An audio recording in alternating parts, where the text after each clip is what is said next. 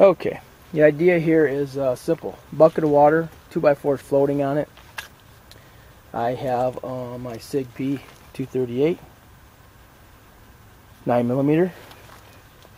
I'm going to fire a, well, let's see what we have here. Hornady, one of the zombie rounds you see all the time with a little green point in them.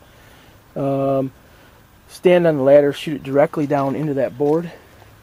Obviously penetration shouldn't be any issue, but we're looking at is splash here. I want to see just how much splash there is compared to what I'm going to test next, which is the halo point bullet, which is like a screaming 2,000 feet per second. So get ready here, and then I'll move over to the ladder and begin the test.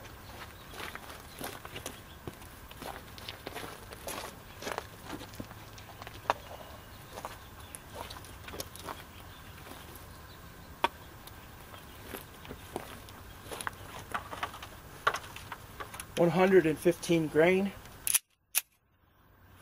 Probably gonna get wet. Always do when we do this. Zombie round from Hornady to compare to the halo point. And I might not get another test. Those are pretty good bullets. Totally exploded my bucket. Go dig around over there, see if I can find anything, but I was hoping to get both tests out of that bucket, and obviously didn't do it. See something laying here on the ground, which is the actual bullet. After it sailed through